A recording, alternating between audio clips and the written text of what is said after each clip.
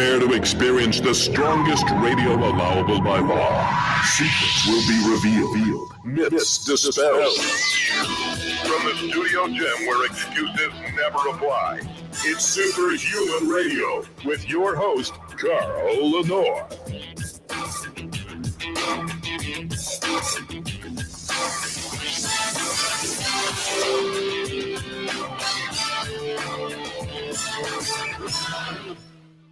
Can you hear me humming? Welcome back to another episode of Superhuman Radio. I have a feeling I'm going to help a lot of people today with this show. That really is the goal of this show, to help people find the truth about health and disease states. Obviously, fitness and longevity all fit into that. And today we're going to be talking about migraines. Do you know that it's estimated that 37 million people in the United States and 148 million people worldwide suffer from migraines with regularity? It is actually one of the top 10 most debilitating diseases in the world. 10 top most debilitating diseases that take people out of the workforce, take people out of their family life.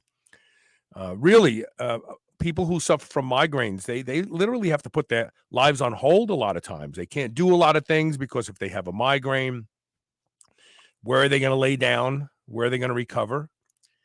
The pharmaceutical industry has been pursuing drugs for a long time, but really, nothing really gets rid of the migraine itself.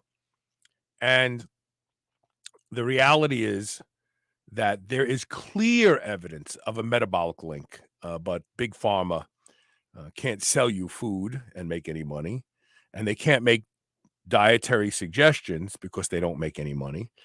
But there is clearly a metabolic link to migraines, and we're going to explore that today with Dr. Elena Gross during the first portion of the show. Later in the show, we're going to be joined by Donna Gates, and we're going to talk about fermented foods. Fermented foods have been used for thousands, maybe millions, but thousands of years, especially on plant-based products to neutralize bad actors in plants. And now we understand the microbiome and its value and its role in health and disease fermented foods contribute to a healthy gut ecosystem, if you will. And this is not lost on food manufacturers because there's plenty of fermented foods in the grocery stores today, but oh boy, you pay double and triple what that food would sell for had it not been fermented. Donna Gates is going to teach you how to ferment your own foods. And we're even going to talk about Kefir because I didn't know this until Donna taught this to me. You can make Kefir from almond milk. You can make Kefir from coconut water. It doesn't have to be dairy, which to me is fascinating because Kefir has some great values. We've done shows on Kefir. We actually did a show that showed that cancer patients who suffered with chronic inflammation went away when they were using a store-bought Kefir, like quickly.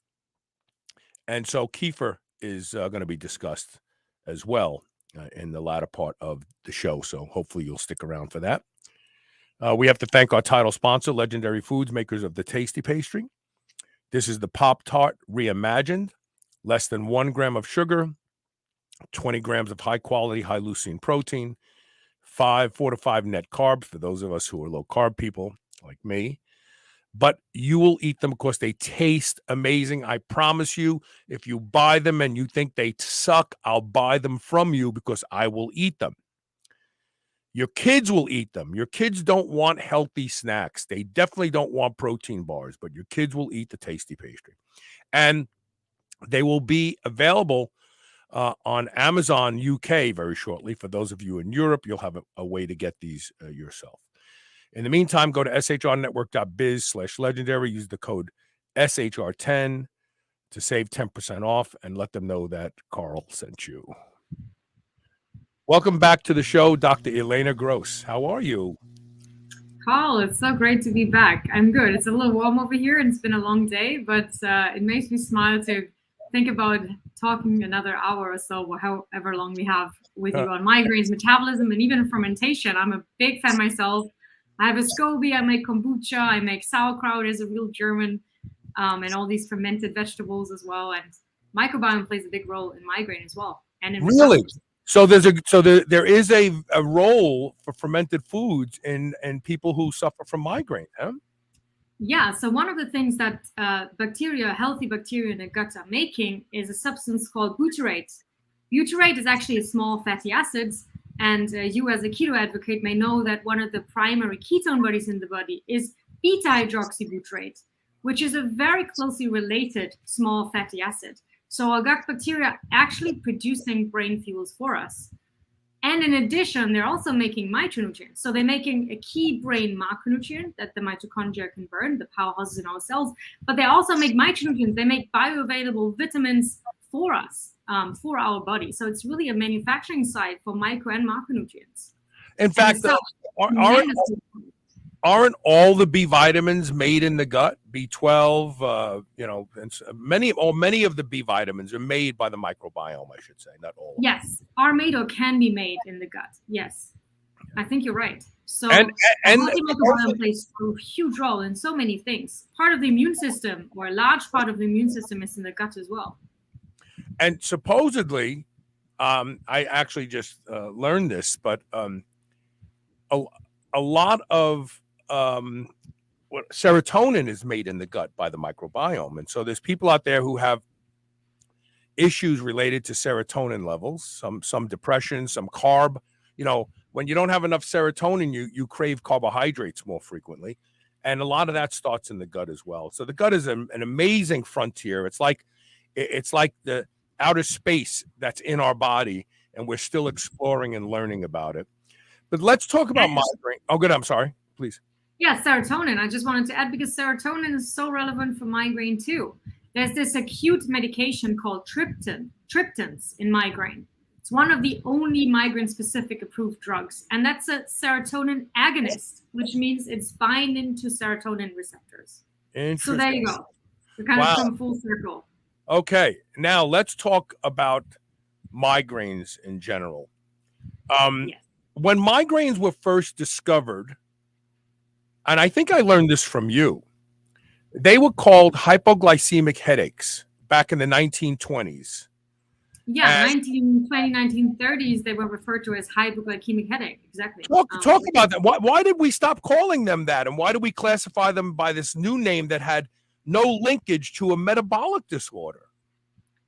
Yeah, it's a good question. And I mean, so much knowledge got lost. I mean, even if we just go back to, I don't know, Egypt and ancient cultures like 5,000 years ago, they had so many things figured out, and then it got forgotten or disregarded for thousands of years, and we had to relearn it.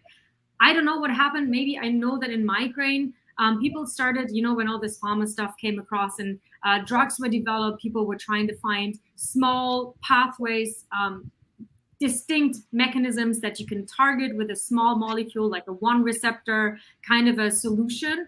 And the vascular theory in migraine became very prominent for a while, meaning that people were thinking, because there was a vasodilation in the brain, that this had to do something with the headache that comes after. Kind of like your vessels are getting so big and then they're pressing against the skull, and this is where the pulsating pain is coming from. So they were thinking migraine may be a vascular disease instead.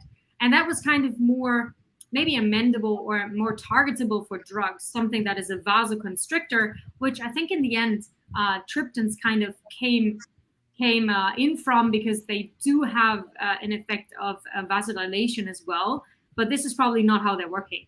And the whole vessel theory kind of got debunked in the meantime, because it doesn't correlate on the timing or the time frame of migraine.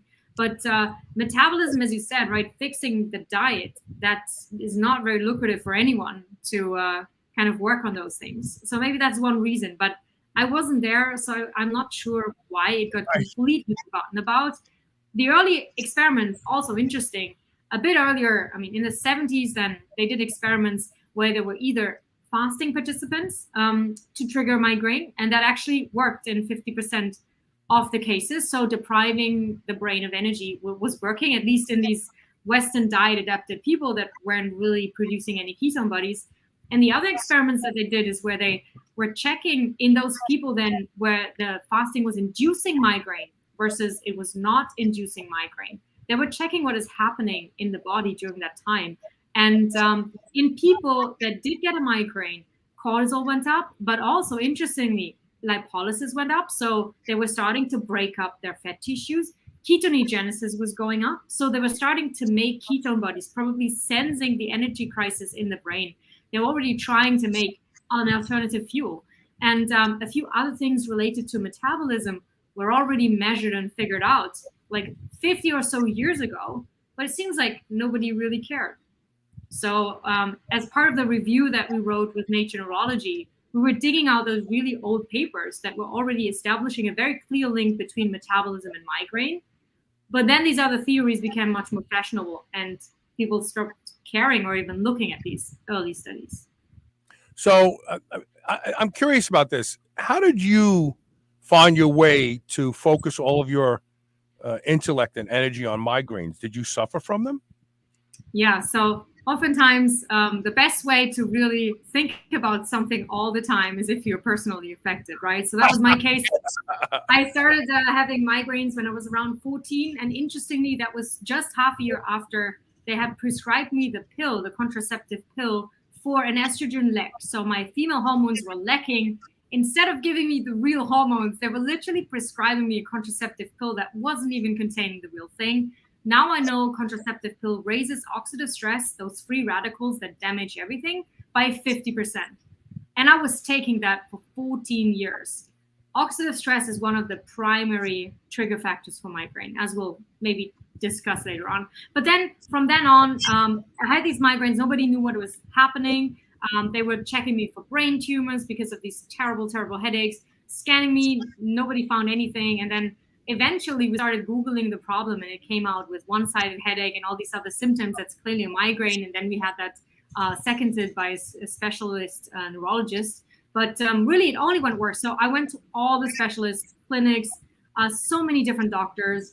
Nobody could tell me what migraines are. And despite trying everything on the alternative side of things, but also on the pharmacological side of things, antidepressants, anticonvulsants, beta blockers, all the things they throw at you, nothing really helped. So, and when I was in my bachelor's degree, I did psychology as a first degree. My migraines had become chronic, and I knew I was never going to be able to do a normal job anyway. So I applied for neuroscience, was lucky enough to get a stipend, and got to research my own condition. So both of my master's projects then were in the field of migraine, and I already started to form a theory on migraines being this energy deficit in the brain. But even in Oxford Neuroscience and Medicine Department, they were teaching us that the brain was exclusively reliant almost on glucose for its energy demands. So I was working with chronic migraine patients in a neuroimaging project, and one of the patients came back because the scanner broke down, so we had to call her in again. And these chronic migraine patients, they almost crawl into the lab, right? They look terrible. They are barely alive. They're always in pain. And that woman comes in and she's lost weight and she was smiling and she looked great. And I almost didn't recognize her. I was like, who's that woman? And it turned out that she had been fasting for 2 weeks. She'd even had a glass of red wine, which was her most potent migraine trigger, every night. And I was thinking, oh my God, she hadn't eaten in 2 weeks and she doesn't have migraines. Her brain must have been super starving. Now what's going on?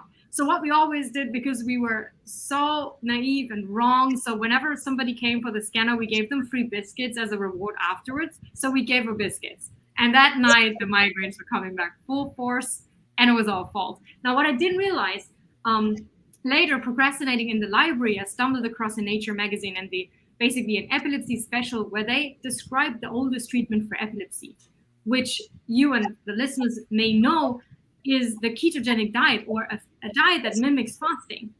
And during fasting, the liver produces an alternative, more efficient energy substrate for the brain called ketone bodies, or beta-hydroxybutyrate is the prominent one.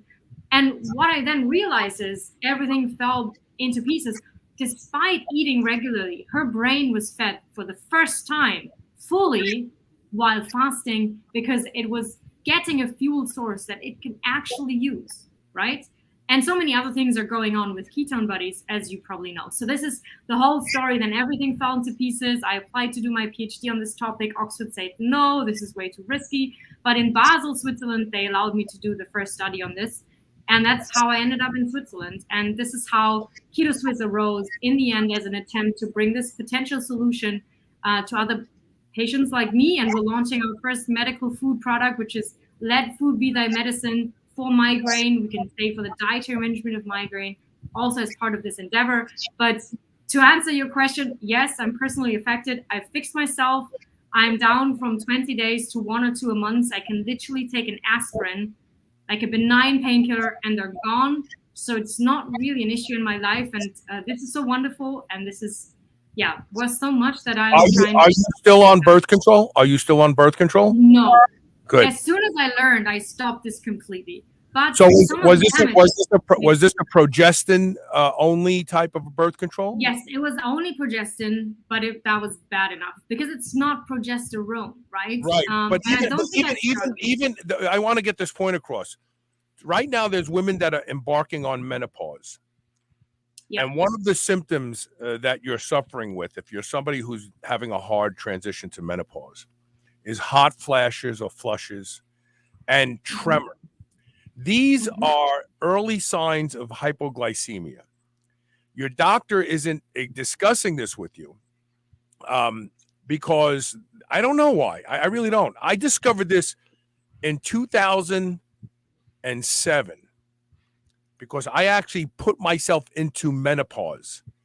I was using performance-enhancing drugs, and I started using large doses of very powerful aromatase inhibitors, and I crushed all the estrogen in my body. Okay. Yeah, crazy. Yeah. I ended up with subjective tremor. I felt like somebody put a vibrator in me. But when you touched my hand, you couldn't feel it. And I ended up with insomnia. I would fall asleep, and 2 hours later, I'd be wide awake. I'd be sweating bullets. I would have panic attacks. I even drove myself to the emergency room one night because I thought I was dying. And then when I started to Google all my symptoms, I ended up at a woman's website called Power Surge, where women shared their stories about menopause. And I thought, oh my God, I'm going through menopause. And I realized why. It was because of the drugs I was using. But what I discovered was progesterone or progestins, which can act like progesterone, and estradiol have an effect on managing blood sugar levels. This is why when women start to go through certain cycles of their period, they start craving food, they can't sleep, they get anxious, they get moody. It's because of blood sugar fluctuation, dramatic. So when you said that they put you on a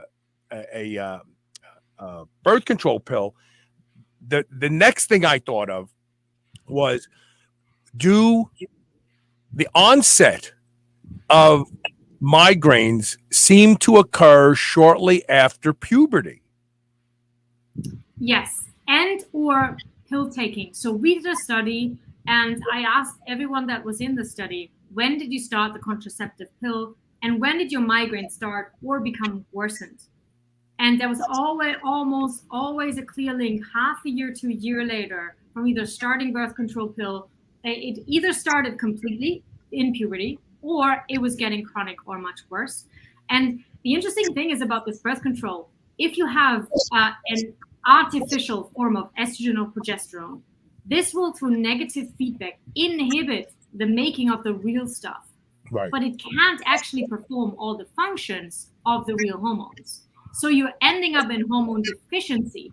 And what I also wasn't aware of, and not even gynecologists can tell you this, is that estrogen, as you said, estrogen, progesterone, they have huge roles outside of just female hormone roles, classical reproduction, right? They're potent antioxidants, but really strong antioxidants needed for so many things. They're relevant for bone strength. So I had osteopenia because my bones weren't strong enough because I was on this pill through all my teenage years. And then blood sugar control, insulin sensitivity is the key here. So depending on your estrogen levels, insulin sensitivity becomes bad or worse. And then if you're not insulin sensitive, glucose doesn't actually even get into your cells. And this is when you start to tremor, right? Because you need the glucose to actually get into the cells. it doesn't do you any good in the bloodstream, right? Right. Well, so many roles for female hormones, and also if you observe migraine, as you already alluded to, it really starts to get worse in females in puberty before men and women have it almost 1-to-1, or boys and girls in that case. And then it also gets better after menopause as well. So in the reproductive years, that's when it is the worst. And this is where hormones are fluctuating. And it tends to get worse towards your period. And that's also where progesterone and estrogen are plummeting. So the protective effects they have before on insulin sensitivity, on catching free radicals that damage your cells and DNA and mitochondria, that's where this protective effect is no longer there, and you're much more vulnerable to energy deficiency and hence the migraine. Interestingly, too, because I learned to manage my symptoms by going ultra low carb. That's what helped me. A lot of the symptoms subsided. Talk for a minute about the energy deficit in the brain. A lot of people don't realize this, but the brain is a separate ecosystem that's protected by the blood-brain barrier. The brain makes its own estradiol. It makes its own insulin because it can't depend on the body to supply it at different times. So what is it about the brain? What malfunction is occurring in the person who suffers from migraines in the brain? Now you put that beautifully, and I want to reiterate that this is actually true. The brain is shielded by something called the blood-brain barrier, and this is very important because it's such an important organ that we don't want all the things that might cruise around in your system, in your body, to easily enter into the brain because it's very vulnerable. But that also means that only 3 fuel sources can actually make it into the brain easily. The rest, as you said, has to be reassembled inside of the brain. So glucose can get in, lactate, which we know from exercise, right? But it's not there in high quantity usually. And then the third category is those ketone bodies, beta-hydroxybutyrate. They can make it into the brain. Now, because the brain can't actually store energy very well, it's completely dependent on supply of energy from the rest of the body. The other thing is it can only rely on 3 substances, and 2 of them are usually never around. So it's only glucose on a normal Western diet, right? And then the next problem is that the brain makes only up 2% of our mass, but it actually consumes 20 to 25% of our energy needs. So it's massively energy demanding, right? So that puts it into a situation where it's very, very susceptible to energy crisis. Now, migraine is a hugely complex civilization disease, and this is something that is very important to understand. We have 1 billion people having migraine genes or having migraine out there with various frequencies. Now, we always think, okay, migraine, that must be, everybody treats migraine as it's an accident of nature. It's a small mutation somewhere that causes migraine. If we find that mutation in the DNA, we can fix it. But something that affects every 7th person in this world is not an accident of nature.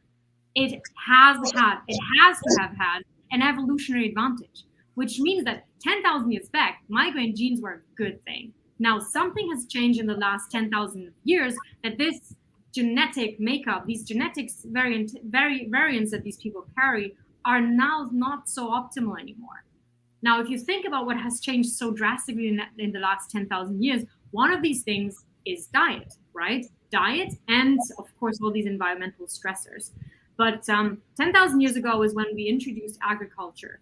Now, we already talked about what ketone bodies are, but ketone bodies actually, in these small fatty acids compared to glucose, can produce more ATP, more energy, while using less oxygen. So it can be considered a more effective fuel source. It's also anti-inflammatory, and it has a lot of positive things associated to them. Now, a migrainous brain, due to the way that the genetics are made up, is a brain that requires more energy. A migrainous brain does not habituate, means that if a healthy person or a non-migrainer looks at a white wall and it's not changing, the brain will stop firing at some point to save energy. A migrainous brain will fire all the time. So on average, even between attacks, it uses up about 20% more energy. This could be of evolutionary advantage. Oh, of course. It means cognition and executive function is heightened in this particular person. Heightened, and imagine a group of people, a tribe lying around a campfire. Every 7th person has a hyperexcitable brain. when the tiger comes, those are the ones that will wake up very quickly and save the tribe, right? But it comes at an expense. You need more energy. Now you put this person with a greater energy expense into today's environment where all that's around for the brain is glucose. Glucose is inefficient. Glucose makes oxidative stress. Glucose transport can be impaired in migraine. Gut microbiome may be impaired. There's a lot of different things that can go wrong with glucose or mitochondrial functioning in general. Now you have an increased energy demand and a decreased energy availability due to the absence of ketosis. So this is basically the perfect storm. You have less energy availability and increased demand, and that crashes the system. That leads to this energy deficiency in the brain. Now, the brain is super important to the survival of the organism. So what does it do? It turns on a migraine, which means now light hurts, noise hurts, walking hurts.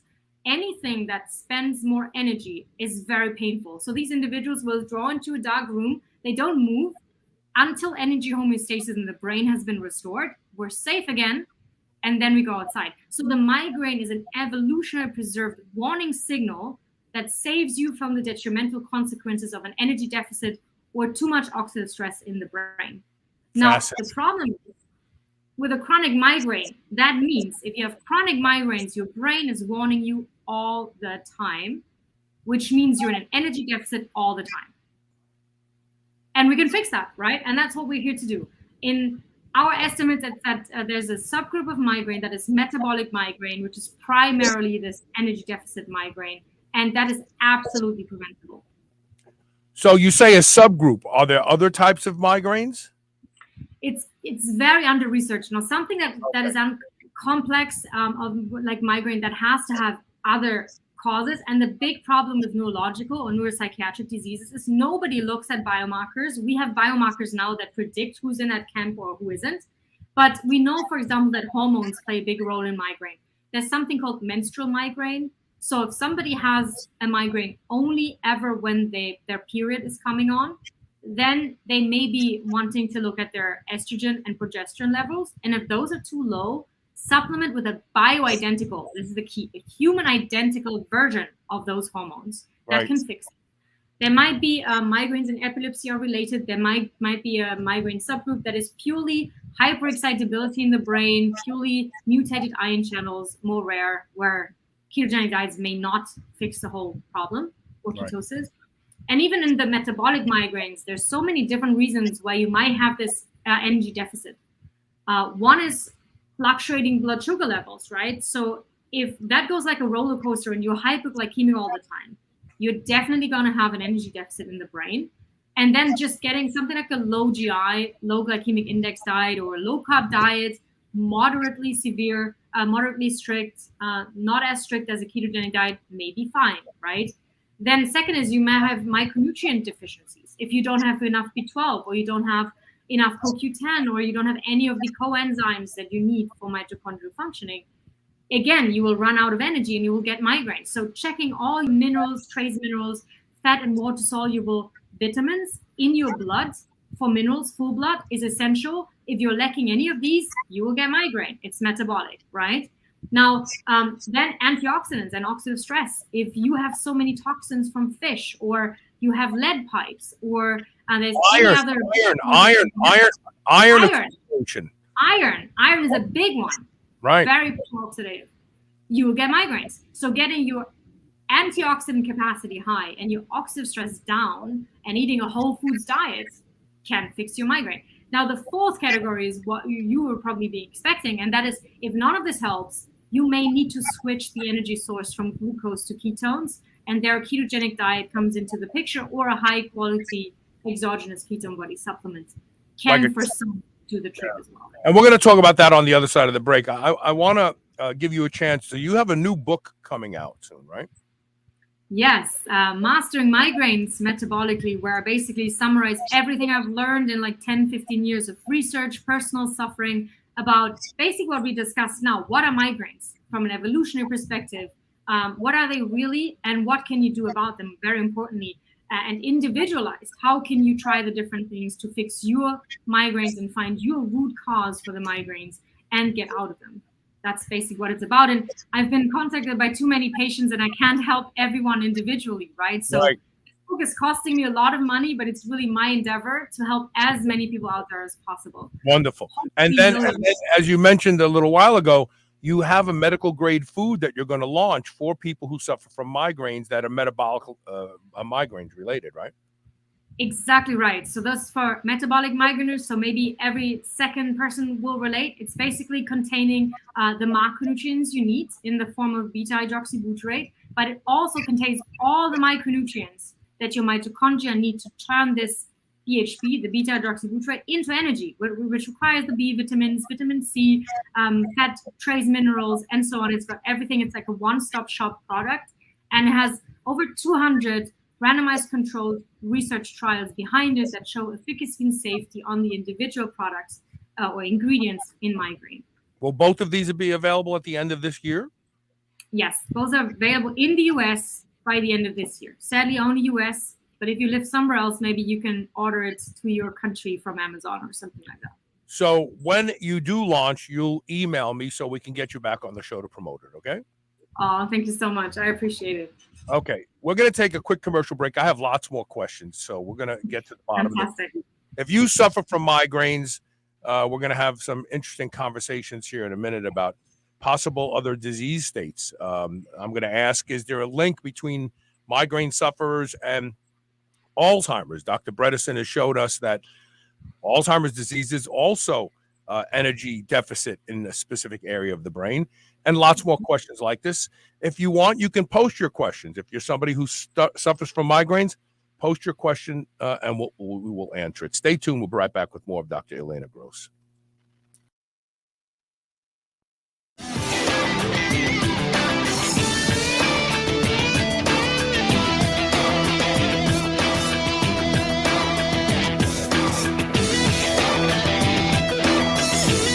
Are you suffering from signs of an unhappy gut? Diversity is the key to healthy, robust inner ecosystem. Body Ecology Probiotic Liquids are made by fermenting organic seeds, biodynamic brown rice, and chickpeas together to create a diverse culture found nowhere else on Earth. It's the secret to restoring your gut's microbiome for a healthier digestive tract, improved immune function, and longevity. Take 20% off by visiting the website shrnetwork.biz/bodyeco. shrnetwork.biz/bodyeco.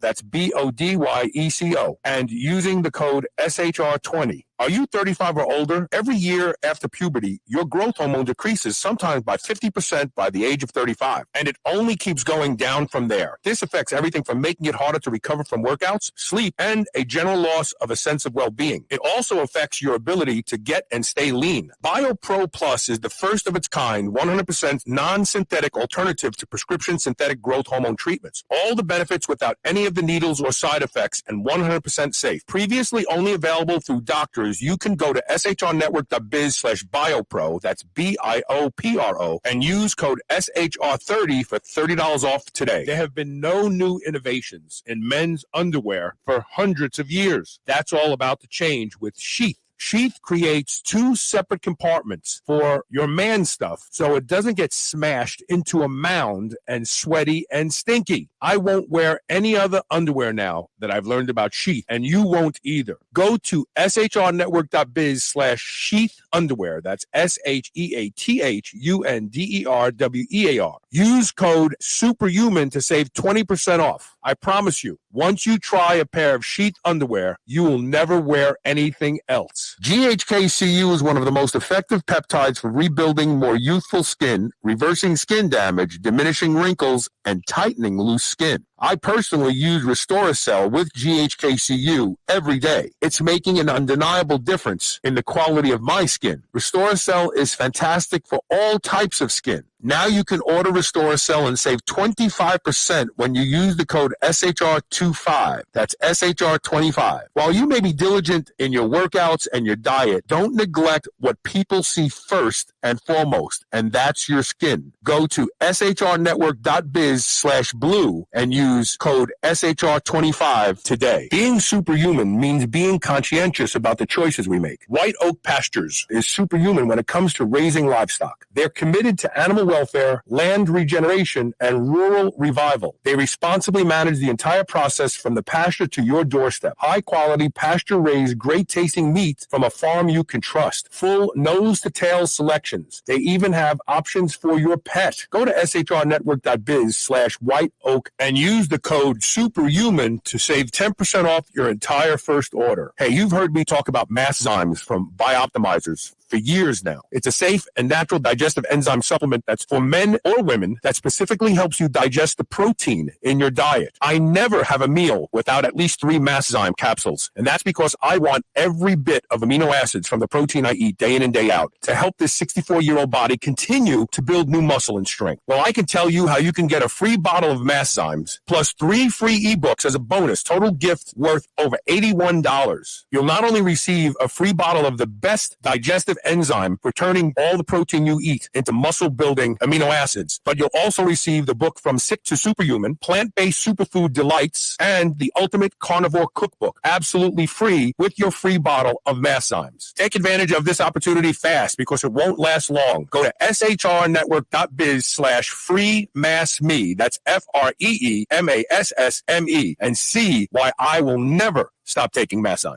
This is the Superhuman Channel. Evolution just got kicked up a notch.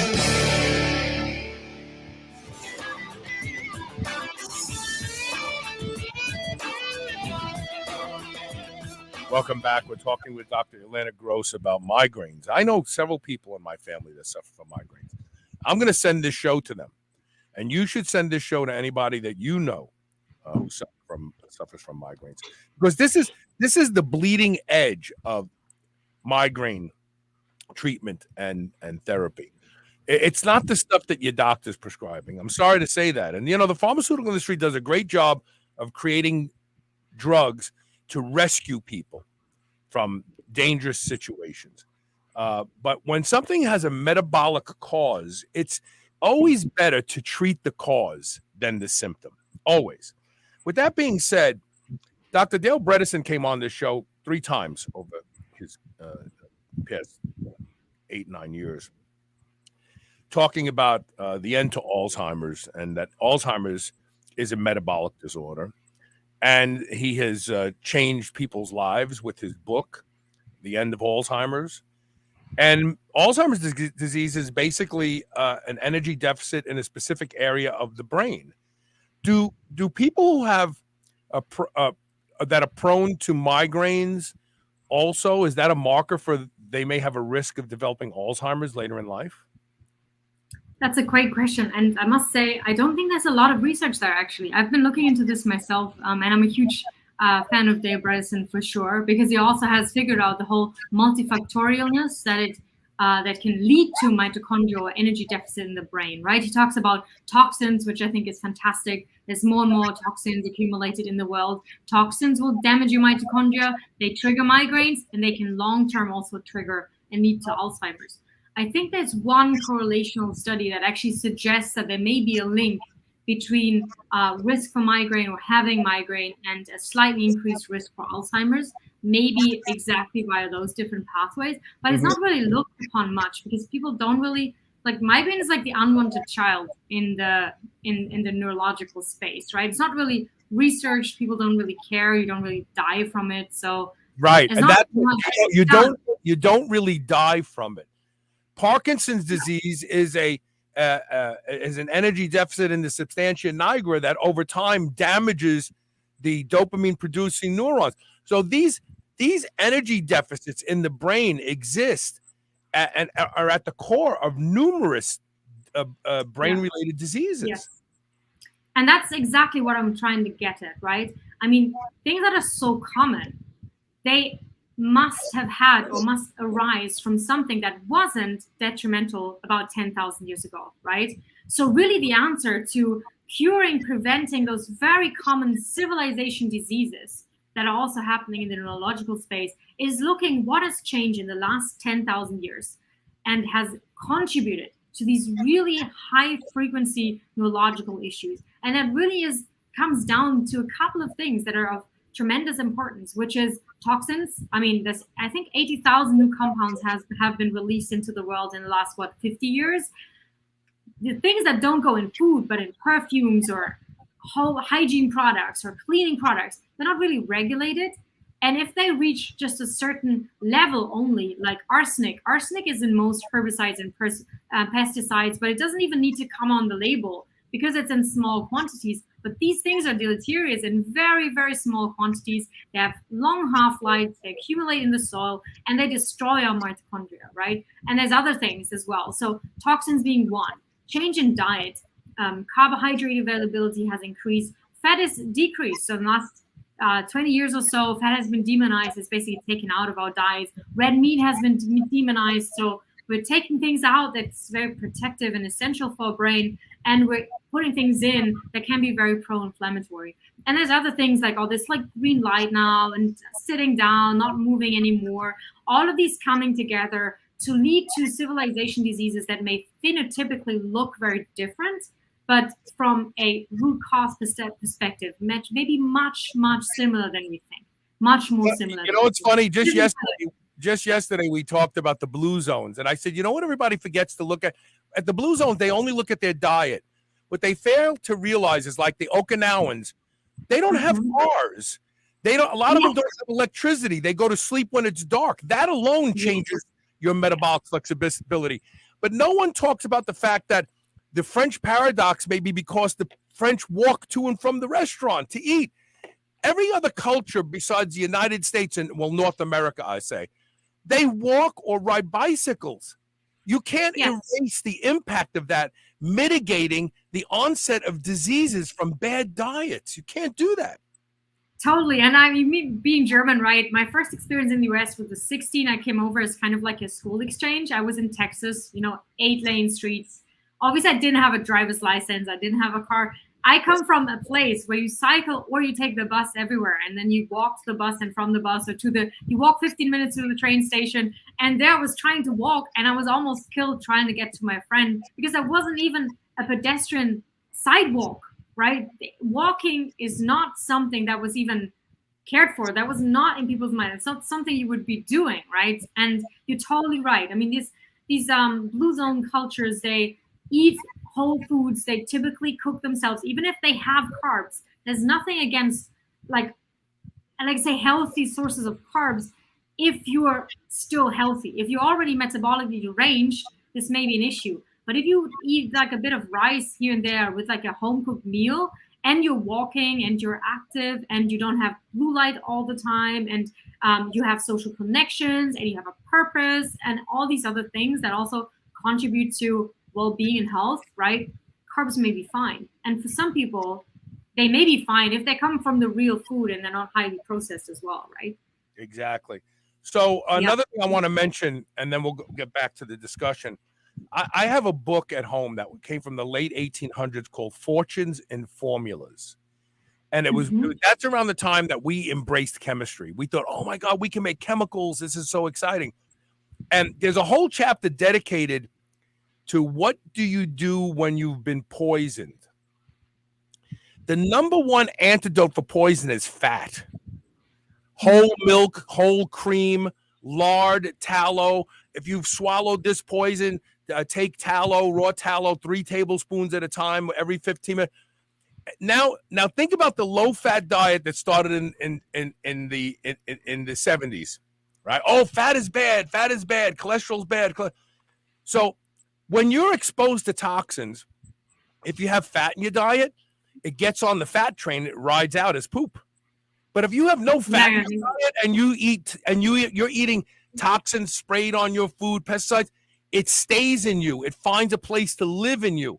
The low-fat diet may have contributed to the load of toxins that accumulate in our bodies. And in addition, if you don't have fat, you need to replace it with something, right? So then people replace it with fillers, or they replace it with sugar, or they replace it with chemicals, because otherwise it tastes crap. So if you take all the fat out of things, it just tastes terrible because fat just tastes good. So I really think that also you have to put more toxins into food if you take the fat out, because otherwise it's just not palatable.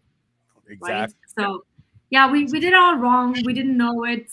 We didn't know better. So that's really what we're here for, I guess, both of us, is we just have to be the voice. We have to empower people to get access to the knowledge and then make their own choices. And I think that's just what is important, because I tried to live like the most healthy life that I could in my teens, was reading everything that everybody was saying you should do, like low fat. I would only drink low fat milk and low fat yogurt and low fat everything.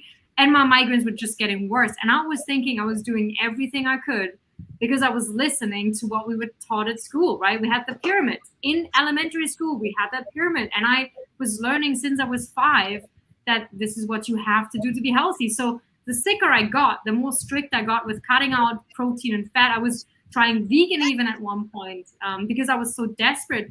Right. And I just didn't have any other information. And I think this is the most important. The government has no place. The government of every country has no place making dietary recommendations, because they subsidize foods and crops, and they have to get their investment back. So we have to eat those foods and crops for them to get their investment back. What about people with frank type 2 diabetes? Do they tend to have a higher rate of migraine? This is very interesting. And the answer is no. Actually, frequency of migraines goes down. And I want to explain this to you. Why is this happening? It's very interesting. Now, in migraine is a starving brain, right? Hypoglycemia, low blood sugar, triggers migraine. Now, in uncontrolled type 2 diabetes, where blood sugar is high, this is actually migraine protective. Because when blood sugar is higher, this is interesting. Yeah, the brain has all the glucose at once. It has all the glucose at once, the brain. Exactly. And that only works because the brain's insulin transporters are not insulin dependent. They're insulin independent. So there's different types of glucose receptors or glucose transporters. The ones in the muscles and they're insulin dependent, meaning only if insulin docks, and you have to be insulin sensitive for this, the glucose can be shuttled into the muscles. But because the brain is so essential, the brain gets glucose for free without insulin. So that means we can turn, and insulin resistance in migraine and some of these diseases may actually be secondary, meaning that the body realizes the brain is starving. Now it's turning the rest of the body insulin resistant to spare the glucose for the brain. This is what insulin resistance evolved for. Insulin resistance you can also find during pregnancy. A lot of people get gestational diabetes. Mm-hmm. Why do they get gestational diabetes? Because the brain is turning the body insulin resistant, so the little glucose is spared for the baby that needs it the most. So the body is turned on insulin resistance, so the glucose can go to the growing fetus. Now, insulin resistance is very adaptive. It evolved for a reason. Now, again, the problem is we changed the environment so drastically that something that used to be life-saving 10,000 years ago is maladaptive today.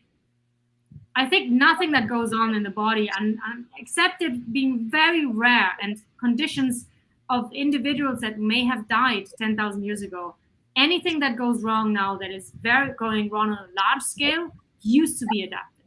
Right. No, I get it. I have so many different questions here. So let me tell you about an experience I had. I think I shared this with you on Instagram one day. Mm-hmm. A lot of people think that migraines always come with pain. Sometimes there are visual migraines. You all of a sudden the periphery of your vision starts having these swirling looks. It looks like there's water on the windshield of your car, and you're looking through beads of water. And some people call it auras or color halos. But this is actually a visual migraine, is it not? So migraine actually comes in 4 different stages, and very few people know this. There's the premonitory phase, as it's called. That's kind of the leading towards the migraine. People get fatigued, they yawn, they get food cravings because you're already sensing that the energy deficit is starting. They may get irritable, angry, moody. They could even be hyperexcitable.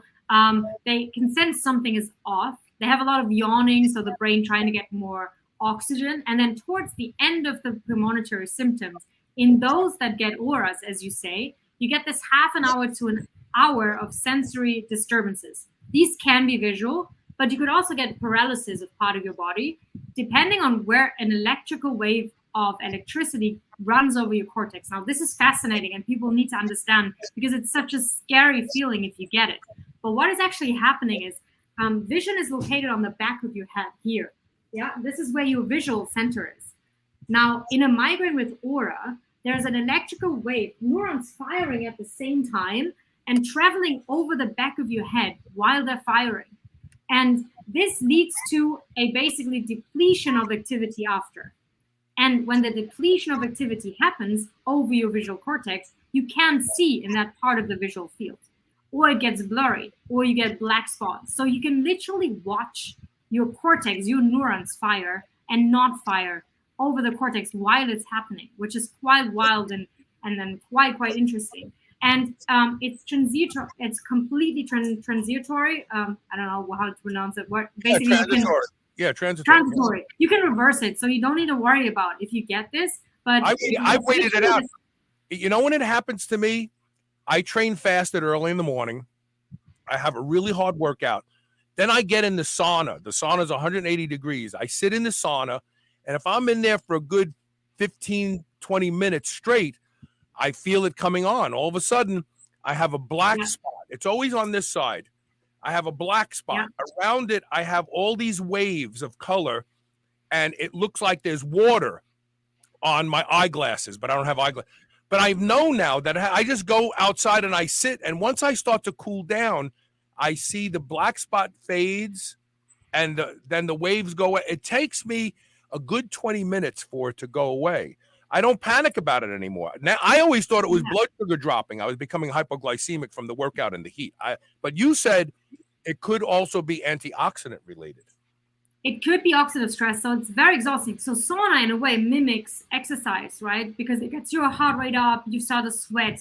So it is exhausting in that sense, and you excrete minerals, which are also, I mean, all of the things that happen in your brain, the firing, whatever you do, thinking, moving your head, all of this requires minerals to be shuttled from the inside to the outside of the cell, so the cell can fire and communicate with each other.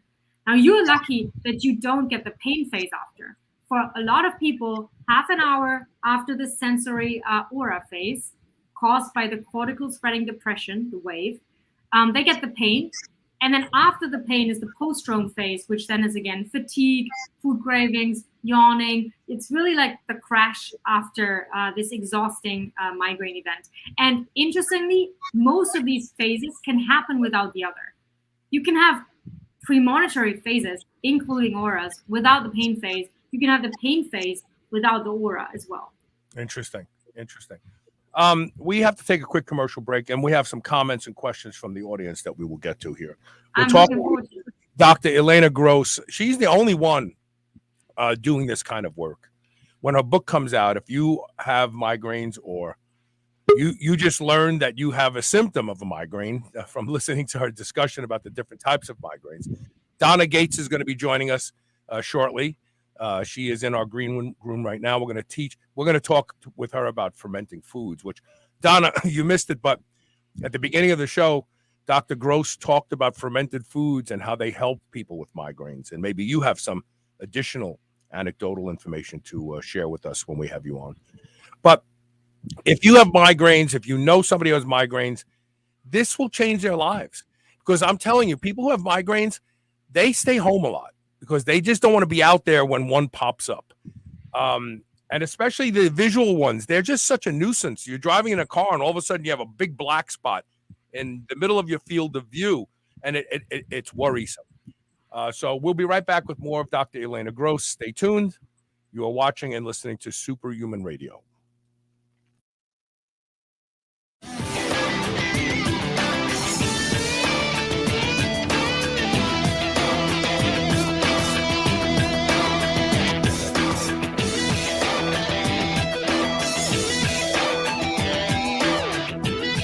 Are you 35 or older? Every year after puberty, your growth hormone decreases sometimes by 50% by the age of 35, and it only keeps going down from there. This affects everything from making it harder to recover from workouts, sleep, and a general loss of a sense of well-being. It also affects your ability to get and stay lean. BioPro Plus is the first of its kind, 100% non-synthetic alternative to prescription synthetic growth hormone treatments. All the benefits without any of the needles or side effects and 100% safe. Previously only available through doctors, you can go to shrnetwork.biz/biopro, that's BIOPRO, and use code SHR30 for $30 off today. I would easily say that I am the hugest proponent you will ever meet to doing anything that will improve the quality of my sleep. And that's because sleep is linked to just about every metabolic disorder we see in our population today. One of the easiest things you can do to improve the quality of your sleep is to get a pillow that can be shaped into the exact form factor that allows you to get your best night's sleep. And that is MyPillow. I've been sleeping with MyPillow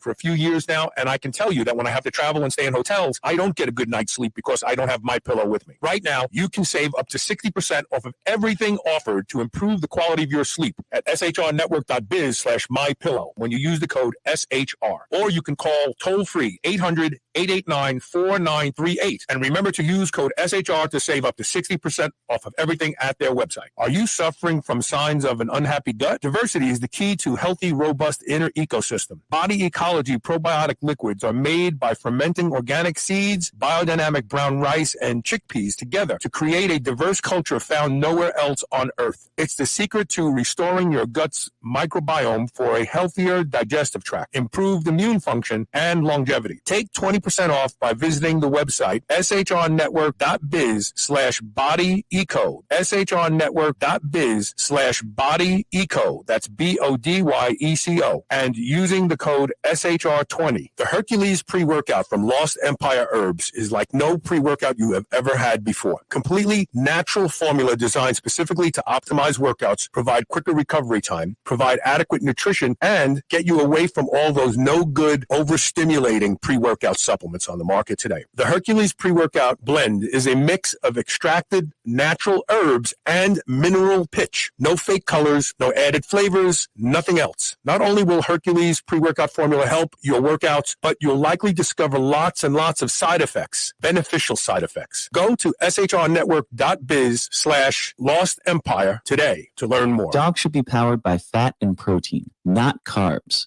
That's why Visionary Pet makes low-carb, ketogenic dog food for dogs of all breeds and life stages. From kibble to freeze-dried and even low-carb treats, all Visionary Pet recipes are very low-carb, ketogenic, and made with 100% real meat protein. Shop now and use code SHR for 20% off your first order today. Your dog deserves the lifelong benefits of optimal nutrition. Make the switch to Visionary and see why smart dogs eat low carb. Remember those rectangular toaster pastries you used to love when you were a kid? Well, Legendary Foods has just made them better. The new cake-style tasty pastry is like nothing you've ever had before. With 20 grams of high-quality protein and less than 1 gram of sugar, you'll feel like you're cheating, but you're not. Go to shrnetwork.biz/legendary and use the code SHR10 to save 10% off your purchase of tasty pastries. Now available in cookies and cream, red velvet cake, birthday cake, blueberry, strawberry, brown sugar cinnamon, and hot fudge sundae. Go to shrnetwork.biz/legendary and use code SHR10 today.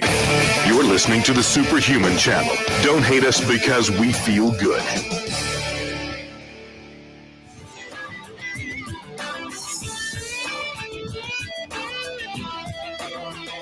Welcome back. So we've got some questions. And also, Natalie made some slides that I was supposed to put up during the interview. And I apologize for not putting them up. So Craig Hollander says, and he's watching on Facebook. He says, although I don't have migraines, I believe most diseases occur from mitochondrial dysfunction. What do you think?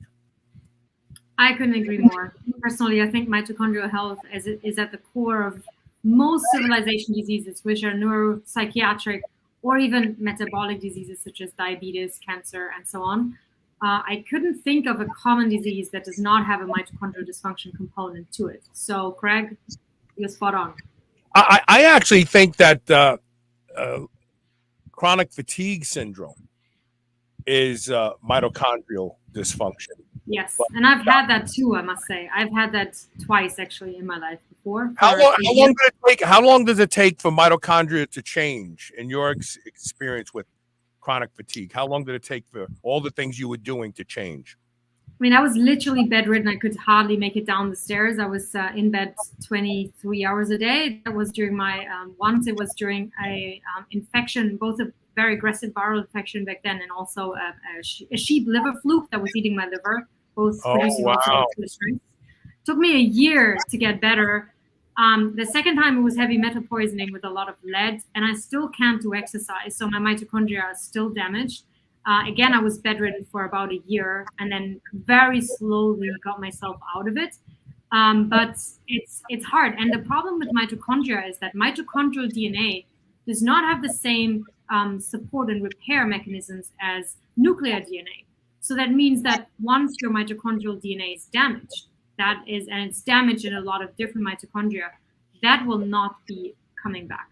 So that's the sad truth. So some mitochondrial dysfunction may always be with you. Some of it can, of course, recover, but the speed completely depends on how badly are they damaged. What's the rest of your health like? Does your body even have the capacity to repair itself? And some of it may stay. So that's a bit of the sad truth, that mitochondrial health may not come back completely. But from my personal experience, being hardly able to walk up the stairs, and now I can work 14 hours a day with some rest and sometimes home office. And I can even start slowly to get back into exercise now, I think. But it's taking me 4 years to get there. Wow. Joel Ja, who's watching on Facebook, says, isn't all this stuff on the epilepsy spectrum? And he's talking about migraines in general, like the visual aspects of it and so on. And that would make sense because it responds to the ketogenic diet. Yes. So there's a lot of different epilepsies, let's say, right? Or the reason for convulsion as well. But epilepsy spectrum in general, some versions of epilepsy are related to some versions of migraine, and definitely, or they're all related, but some are more similar than the others. And this cortical spreading depression phenomena, that is literally a bit like a mini epilepsy attack where there's synchronous firing and then depression, which also happens in epilepsy. So yes, I would agree to that. Thomas Whittingham, who's watching on YouTube, says, great show. Migraines are literally like cancer. You either have or know someone who has. I am sharing the show now, telling people they can watch the replay. Thank you for doing that. And he's right. My statistics came from some migraine website that's more so promoting a pharmaceutical drug. But they said 148 million people worldwide suffer from daily migraine or frequent migraines. Is the number bigger than that? You said a billion people. It's a billion that have migraines in general, not chronic migraines. So that number is chronic migraines, meaning they're in pain at least 50% of the time. That's the camp I fell into. But there's people that have maybe one attack a year or one a month, and they still have migraines, right? So there's a billion people. Every seventh person in the world has migraine to a different degree. And it's considered one of the most debilitating diseases. There are 10 top debilitating diseases that derail careers, derail family life, derail fun in your life, and migraines happens to be one of them. And in the ones under 50, it's the leading cause of disability in people under 50. The number one. And the problem is what people don't understand, right? The pain is terrible. But it's also the life not lived, right? It's the birthday parties you missed. It's the children that are growing up without you. It's the college experiences that you never had. It's all these things that your friends are doing while you're stuck inside of the dark room. And if you're chronic migraine, you're stuck in that room almost all the time. It's the unbearable pain, but it's also the life that you're missing out on. And the worst is, in so many, a lot of this can be prevented and nobody talks about it. No medical doctor knows what migraine is. Nobody really cares that much, but there is a way out of this. A bit with Alzheimer's also, that like Dale Bredesen said, Dr. Bredesen, right? For a lot of people, there's something we can actually do. It doesn't have to be a drug that doesn't work and gives you intolerable side effects. So that's why I appreciate anybody spreading that knowledge, because I've been that person missing on my life, missing out of my own life. And I would like as many people as possible to know that they have a choice, or there's something else they can try that is side effect free as well. It looks like Natalie made some slides for me, and I just saw them now. Ketone Bodies, the forgotten alternative. That looks like my slides from the website. Oh, that's nice. These are things that you probably sent. Potential causes of migraines. Yeah, very nice. I'll That's have the Nature Neurology study that people can look up if they want to. That's the different mechanisms in migraines you see up here. Mm-hmm. I'll put these on the page on our show. And Keto Swiss. Wonderful. So keto.swiss is your website, correct?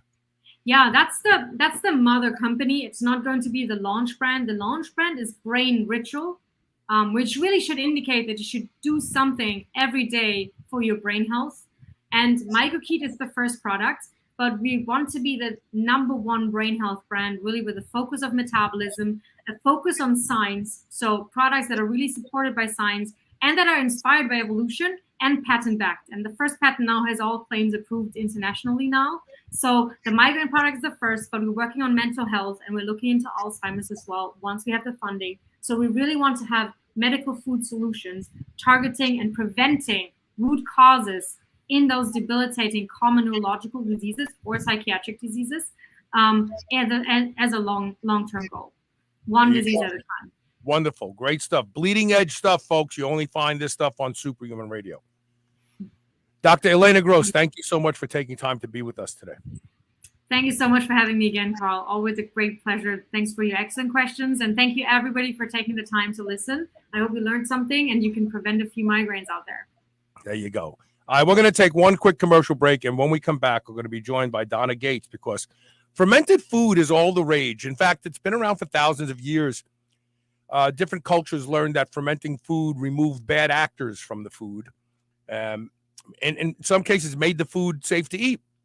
But now with the advent of the microbiome, fermented foods may play an even bigger role in health and the etiology of diseases. And this is not lost on food companies because they charge a lot of money for fermented foods. If you go to Whole Foods and you buy their special fermented foods, you'll find out you're paying a lot of money. Learning to make your own fermented foods is really a great value. And we're going to talk more about that. And the other thing we're going to talk about is Kefir. I did a show at the beginning of the year where they took cancer patients who had horrible chronic inflammation, and they gave them a store-bought Kefir. I'm not going to mention the name, but it's something you can get at any grocery store. And they had 2 or 6 ounces a day, and it completely ameliorated their chronic inflammation, which means that when you're good to your stomach, your chronic inflammation goes down. But a lot of people, don't like dairy. Did you know you can make kefir from almond milk, from coconut water, from anything? Well, Donna Gates knows, and she's going to teach you. So stay tuned. We'll be right back with more Superhuman Radio.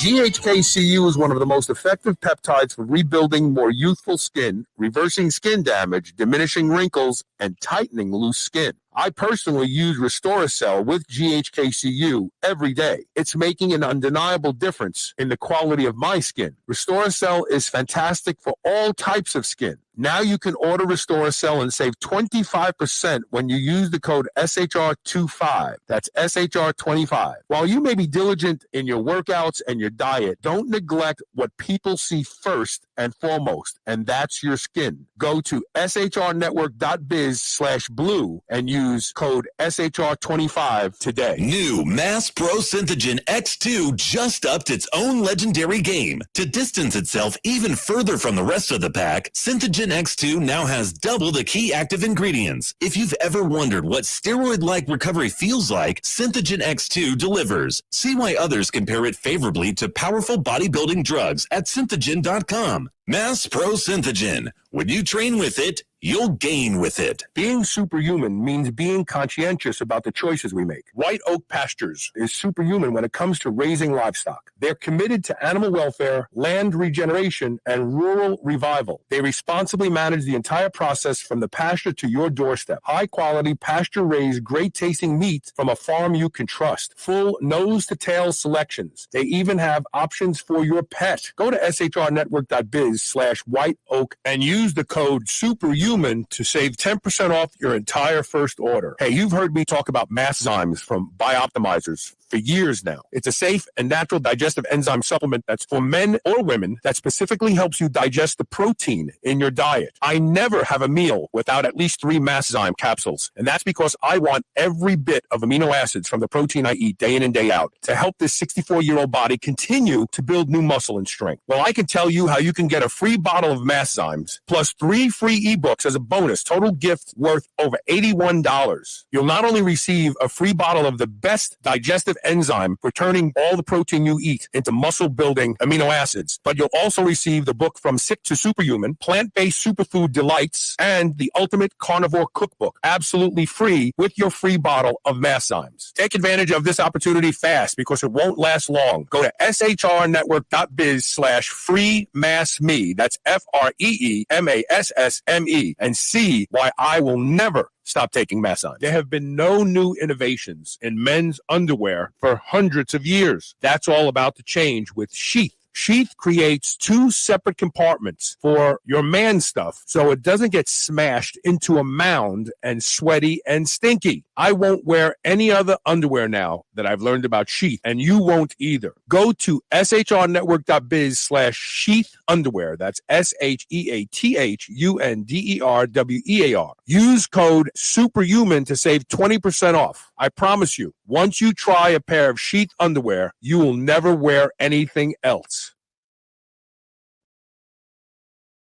Are you suffering from signs of an unhappy gut? Diversity is the key to healthy, robust inner ecosystem. Body Ecology Probiotic Liquids are made by fermenting organic seeds, biodynamic brown rice, and chickpeas together to create a diverse culture found nowhere else on Earth. It's the secret to restoring your gut's microbiome for a healthier digestive tract, improved immune function, and longevity. Take 20% off by visiting the website shrnetwork.biz/bodyeco. shrnetwork.biz/bodyeco.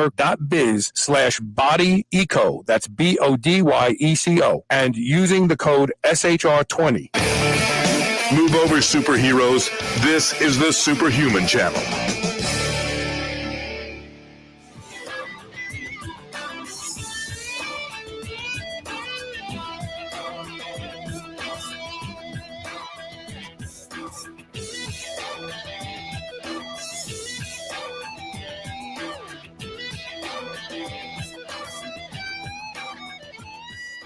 Welcome back to Superhuman Radio. We're joined by Donna Gates. Hi, Donna.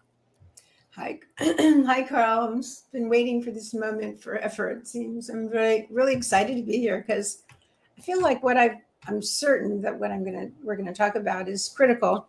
You know, COVID's not over yet, and people are coming to the hospitals dying now. They don't tell you about that on the news, but their hospitals are now overloaded with people coming in from, having had COVID and having had vaccinations. And so what we're going to talk about is essential for survival. And also we've got a food shortage looming, and they're essential for that too. So they are ancient foods, like you said earlier, but they've always been survival foods, and they're really needed today.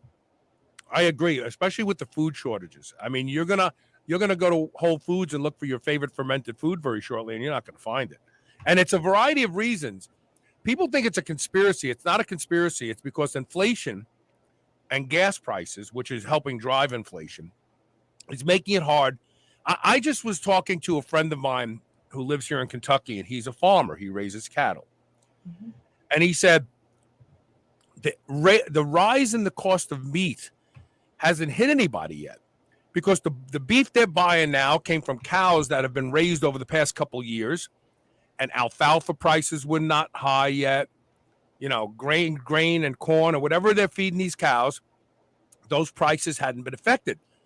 But now with $5, $6, and $7 a gallon diesel fuel, and the costs of everything else going up that the farmers use to raise their cows, he said we're probably going to see a 50% increase at the grocery store level on the prices for meats.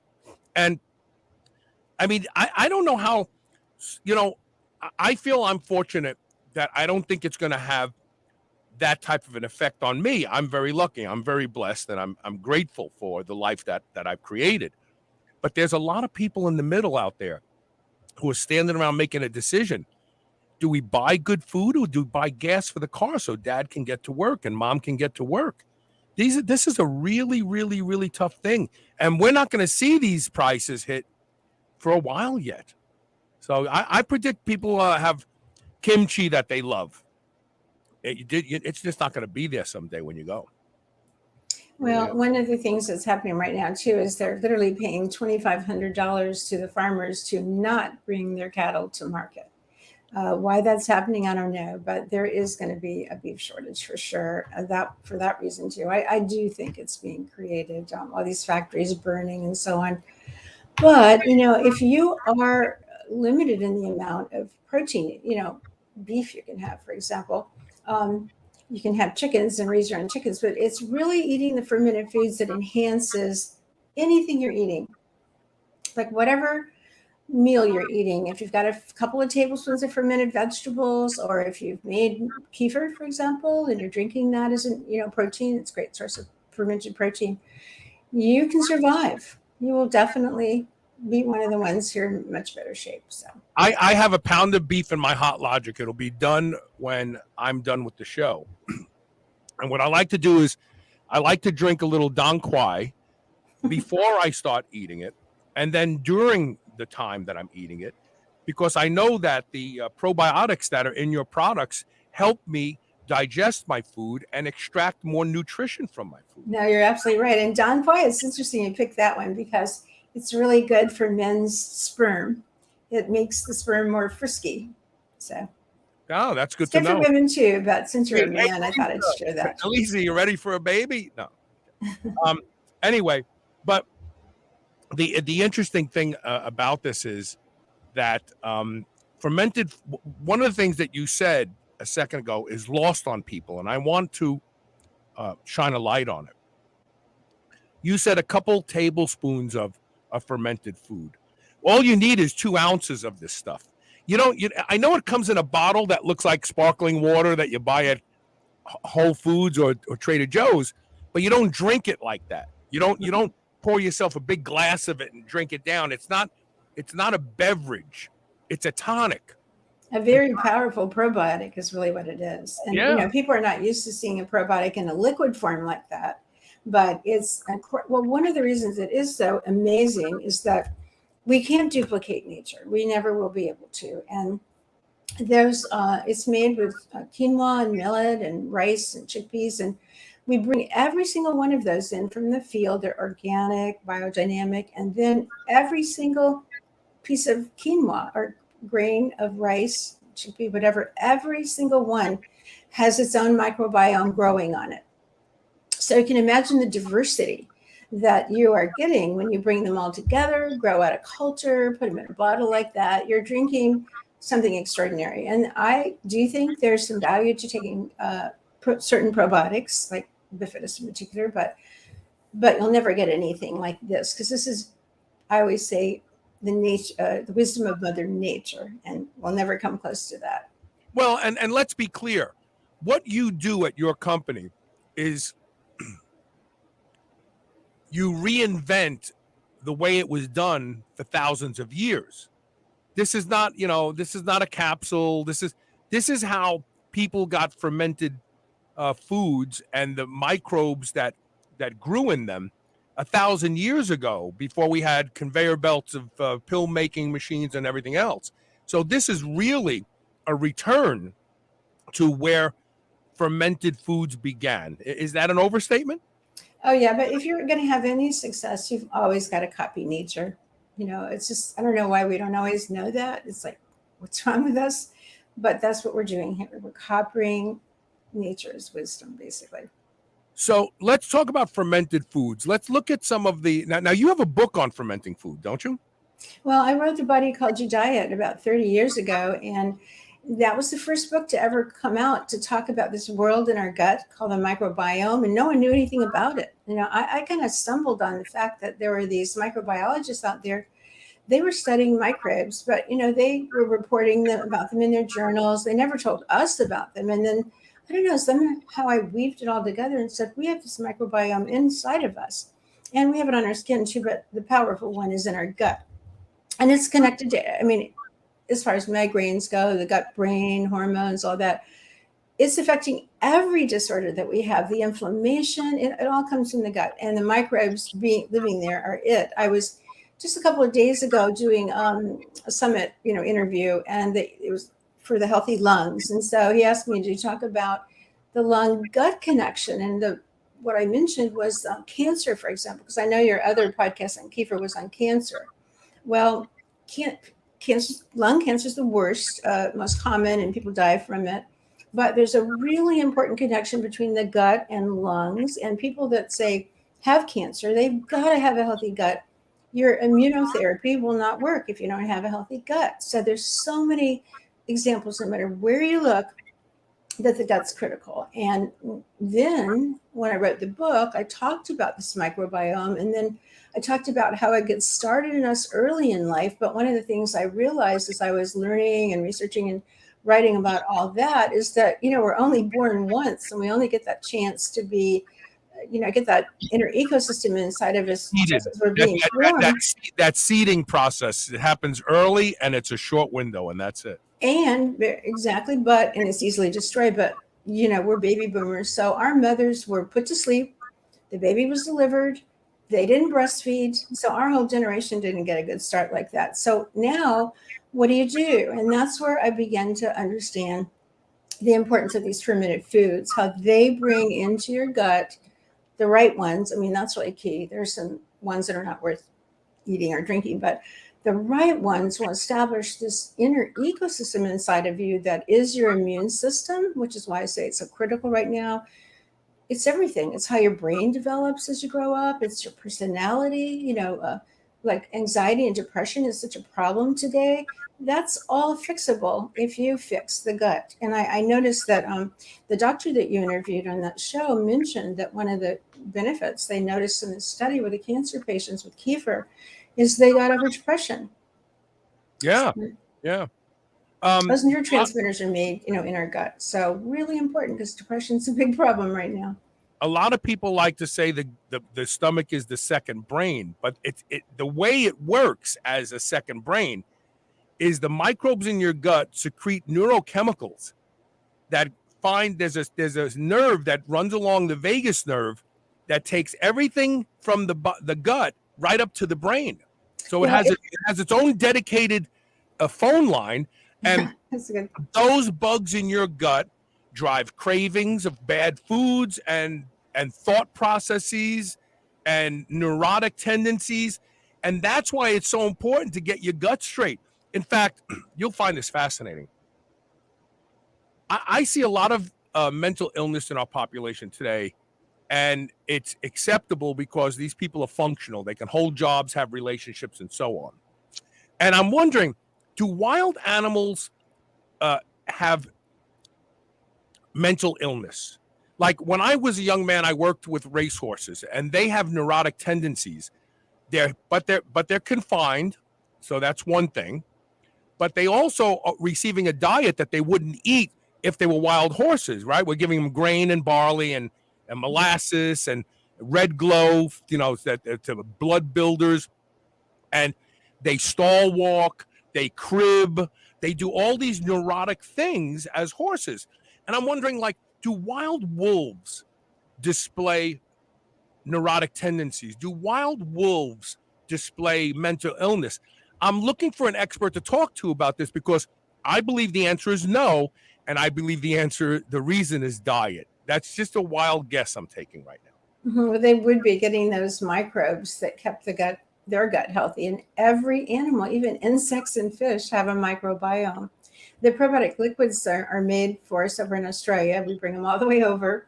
But the man who makes them is he raises horses, and he actually gives, supplies the probiotic liquids to Japanese who raise horses. Race horses, extremely huge amount of money involved.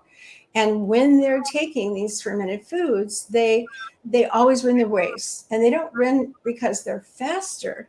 They win because they're stronger and hardier, and they make it to the finish line. That concept, like they go fast, sure, like they're all going fast, but these don't have any loss of energy. So we were mentioning mitochondria in the last segment, but yeah, this is really important for healthy mitochondria, and they can regenerate very quickly, actually. Right. It's amazing. So let's talk about, excuse me a second. What is the, give me an example of some fermented foods that people can make on their own. Well, there's really only two that are the top of the list. One, you can ferment quinoa and grains and things like that, millet. They do it all over the world. Fermented millet's popular in Africa, for example. But fermented vegetables, because they have so many benefits. And they're easy to ferment. You basically take, let's say it's your first time out, you want to do something real simple. Just take a cabbage, three heads of cabbage, and shred them up in your food processor. And if you don't have one, use a knife, but shred them up real fine. And then you can make a brine. A brine is where you take liquid, and you can even put things like apples in it to make it a little bit sweeter. We put in something called, I put in minerals, humic and fulvic minerals, so they love that. Anyway, they have bacteria on them, and when you pack them into a jar real tightly and put the brine in, they are going to ferment on your counter in about a week, and they're ready to go. So that's super simple. Now, so years ago, I was teaching people about fermented foods. Nobody knew anything about them. I was concerned about people making them wrong.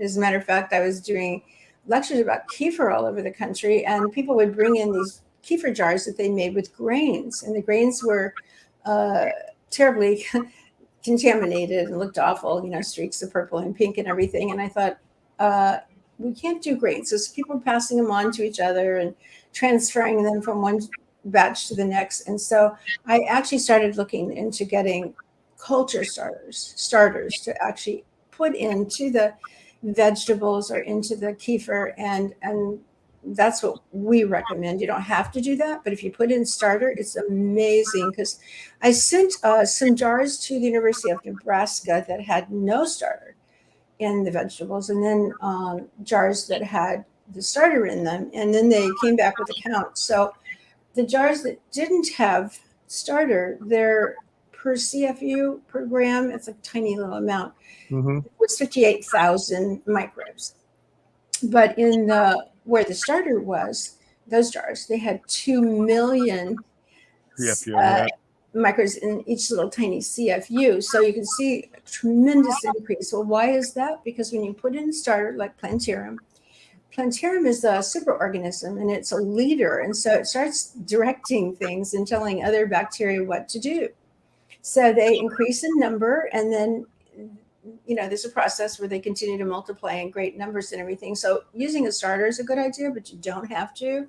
And you can start with just 3 heads of cabbage. But I like to make blends with, say 4 different ingredients in them, like cabbage, carrots, garlic, ginger. That's a delicious recipe because you're getting the benefits of ginger and garlic, and cabbage is very rich in vitamin C. Whatever nutrients are in those vegetables that you put in there, you're increasing them thousands of times. You're getting more vitamin C than you would if you just ate the cabbage or took a vitamin. Talk about the brine for a second. Mm-hmm. Do you have to make your own brine, and also people can buy the starter starter kits at your website, right? Mm-hmm. Yes, they can. Thank you. But they need to be underwater. But what I like for people to do is, have them take their food processor and put liquid in their water. But then I throw in a couple of red apples and blend those up, because that sweetness is good for those microbes. Now, you're not going to get any sugar, but they love it. I add in those minerals and so on, and then pour that into the vegetables. And now they have food, and they're under the water. They have to be underneath liquid to ferment properly. And so when you pack them into the jar, you can take a few of you need to save some of your big leaves, cabbage leaves, and roll them up and pack them in real tight. You want to pack them down really tight so there's no air in there. Yeah. Put the leaves on the top and close the jar up, and then let them ferment. And then nature takes over and does everything else. And it takes just a week, you're saying. Once you and yeah, you 1 week is good. But I mean, if you leave them out, like one time I forgot a jar and it was down in the basement. I was moving and it was in a box. And it was 8 months it was down there. And I thought, they were fine. They were really sour. But, and of course, you know, the other thing is that obviously when there's no food for the microbes, the food is fermented, so it's not going to spoil, but they're not going to continue to grow and multiply in number because they don't have anything to eat. So the fermented vegetables in the basement box were really sour, and you know, I really didn't want to eat them because they wouldn't have had real viable microbes, but they were fermented. And if you have to, you know, leave your home, grab a jar of your fermented vegetables or two and take them with you in case you don't have any food to eat. I'd say they're shelf stable. I just want to put your website up again because, well, it's actually a link that we've created so that our audience can use it. But if you go to shrnetwork.biz/bodyeco, BODYECO, you can buy the starter kit to make your own fermented vegetables. I'm going to do this week, in fact. We have a long weekend coming up for the holiday, and I'm looking forward to I've got plenty of large and medium-sized ball jars. I like the idea. I love ginger. I love the idea of garlic. I like the idea of carrots. I like the idea of a couple apple slices in there. No, put the apples, the whole 2 red apples, 2 sweet apples. Oh, don't even cut them. Oh yeah. Well, but take the apple and cut it up so it fits and blends easily. And I'll send you the recipe. You'll love it. It's just it has 4 or 5 recipes with the brine. Yeah, and I'll start eating, you know, and like you said, you only need a cup. You don't need a lot of it. It's not like a whole side dish, right? You just need to eat a little bit of this every day. That's a mistake that a lot of people who buy and love kimchi. Korean people don't sit with a bowl of kimchi and just eat it. There's a little dollop on their plate that they eat to assist the digestion of the main course that they're eating. You don't eat this stuff like a side dish. That's my point. You eat very small. Kimchi is quite spicy. For some people, that's too spicy unless you love spicy foods to start out with. So a real simple recipe like the one I mentioned is very popular. Like, 'cause I usually, you know, when you make them, you end up with about 9 jars if you use 3 heads of cabbage. But I also like to put in kale.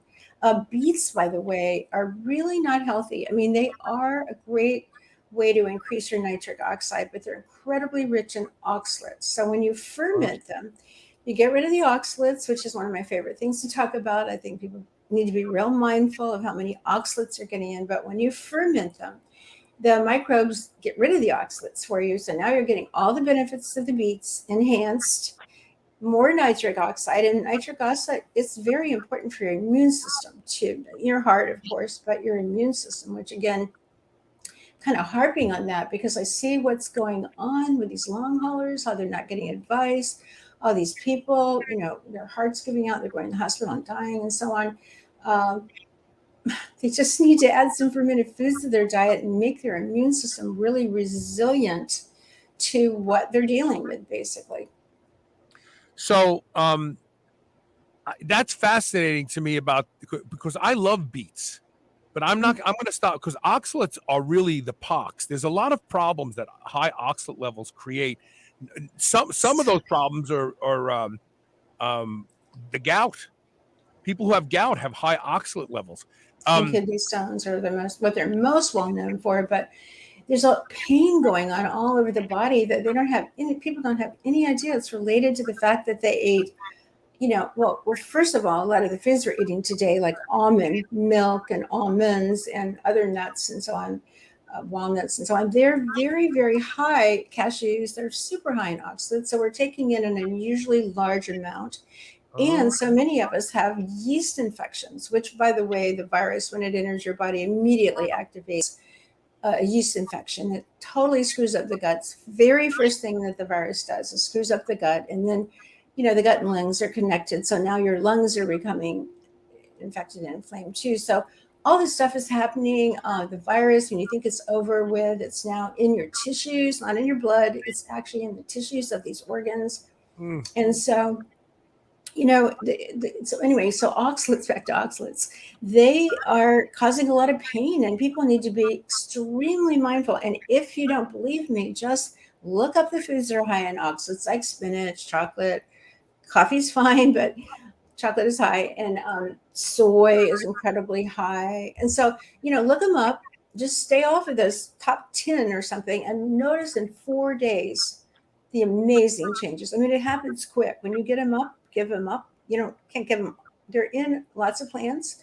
Can't completely get rid of oxalates. You don't want to, but anyway, it's a huge game changer in your health. And if you drink beer, oxalate deposition, it frees the oxalates that are deposited and makes them flow through your bloodstream, and then they get deposited elsewhere. I didn't know that, but I do know that beer, wine, kombucha, they have wild yeast in them. So again, the immune system's always on the alert, always trying to keep yeast infections under control. So you don't want to put in something with more yeast in your body. So I'm totally against people drinking those, but I didn't know that about the oxalates. I mean, Tom Brady is one of these people. Like, he won't even eat mushrooms, he says, because they're a fungi, and I don't want that in my body. That's fascinating. Yeah, he seems pretty savvy about nutrition, Tom does. Yeah. Finn Mackey says, I've never considered using cabbage leaves to help hold the vegetables under the brine. So obviously he makes his own fermented foods. He says, can you reuse some of the older brines as a starter? That's a great question. You shouldn't, really.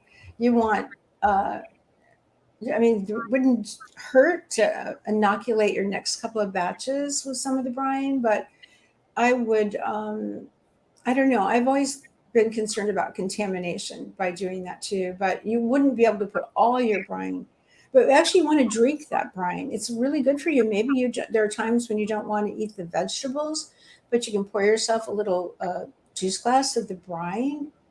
Great for children, for example, even babies. Like what we do when our babies are born, our body culture babies, the mother's been eating fermented vegetables throughout the whole pregnancy. So she has great bacteria in her body that she gives to her child.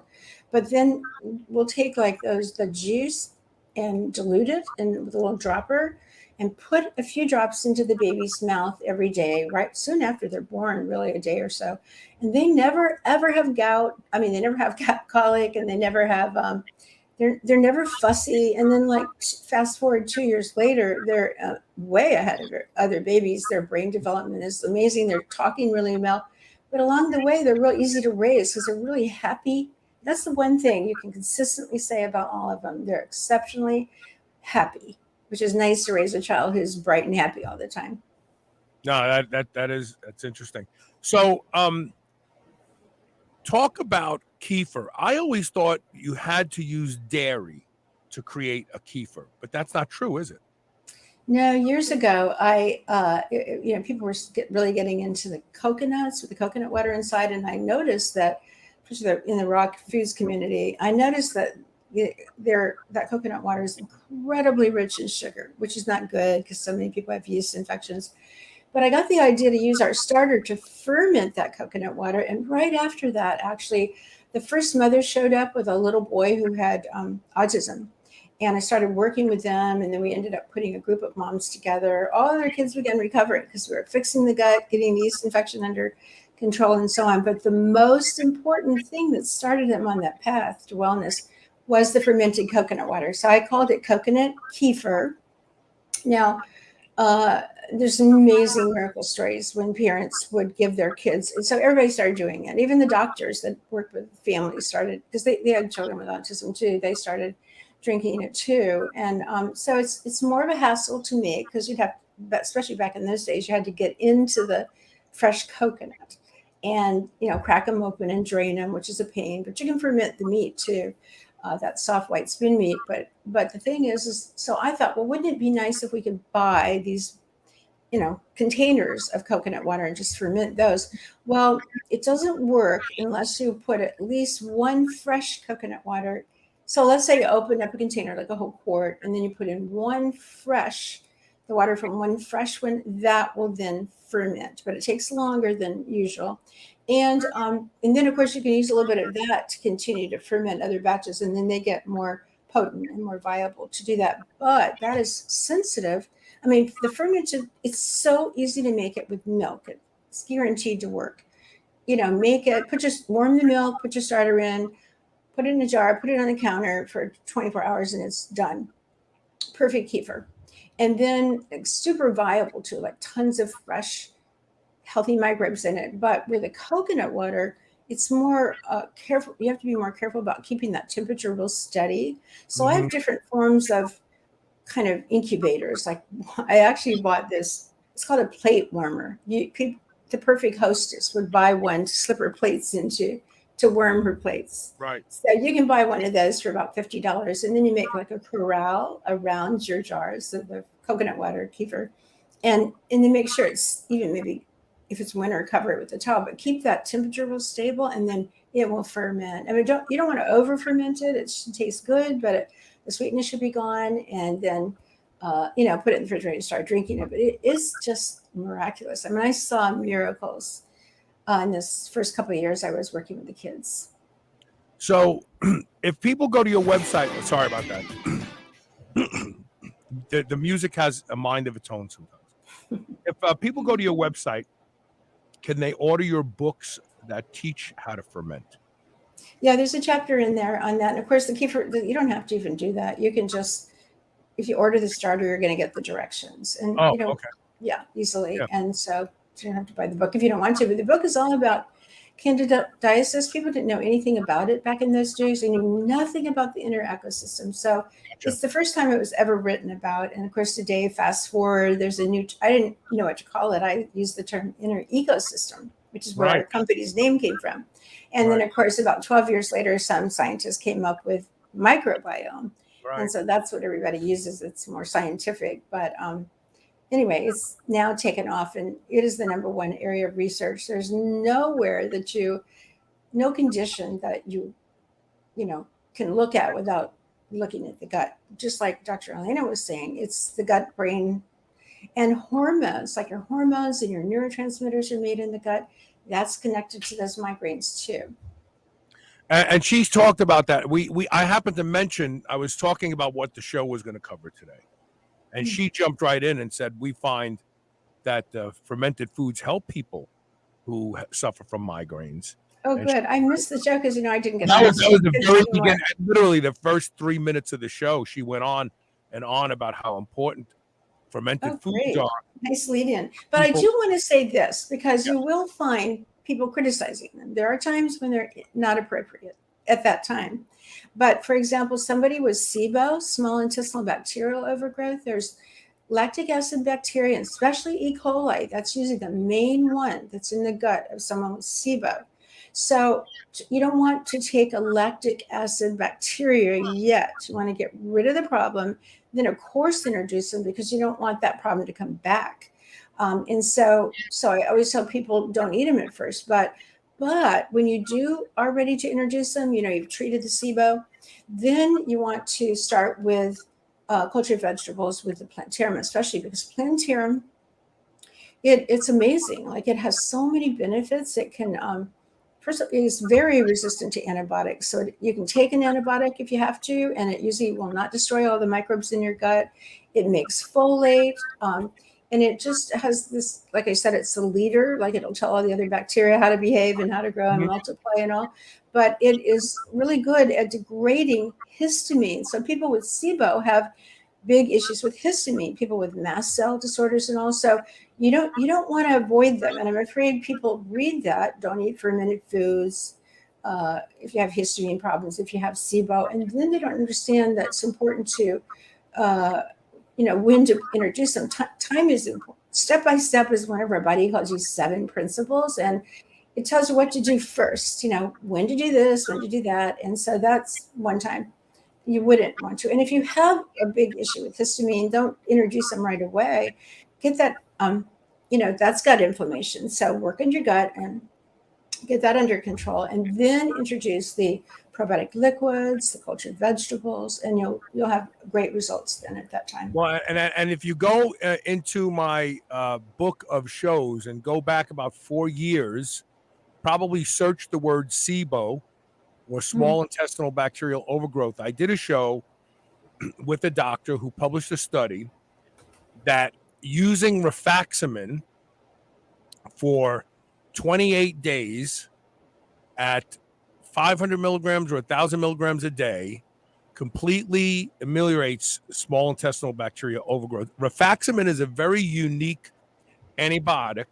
It's given to people when they suffer from traveler's distress.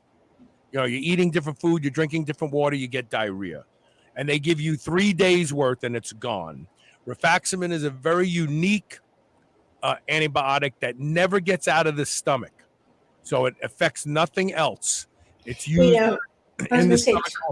And if you're traveling, stick a bottle of one of the probiotic liquids. We have a new one now called Mojito that's made with lime juice. No, it's really good tasting. But anyway, stick a bottle in your suitcase and take it and drink it while you're on your trip to Mexico or whatever. You'll never get traveler's diarrhea by doing that because it's so it's more potent than. And also the other thing about, fast forward 4 years and they know a lot more about what's going on with SIBO.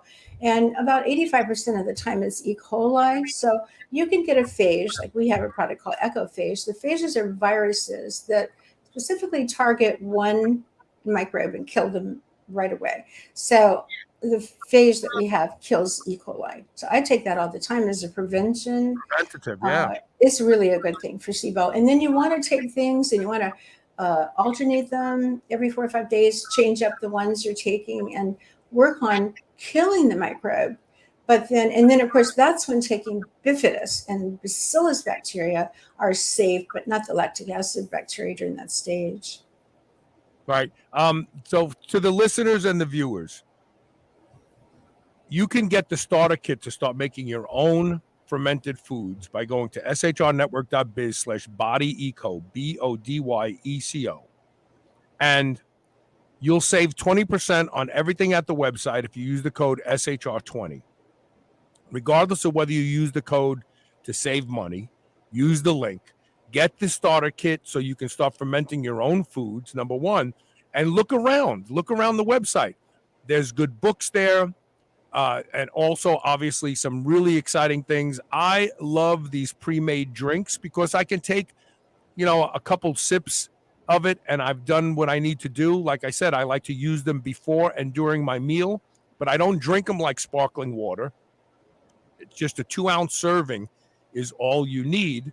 And remember, if you've ever learned anything from this show, if I've ever given you any information that's helped you, the sponsors make this show possible. I don't sell anything. I don't have any books. I don't have any supplements. I don't sell anything. I provide this information for free. But the sponsors are the ones that make the show possible. So always patronize the sponsors. Always patronize the sponsors whenever possible because they keep the show going. And I'm asking you to do that today for body ecology. Go to the website, look around. There's things that you can use, even if it's just the starter kit. So you start making your own fermented foods at home.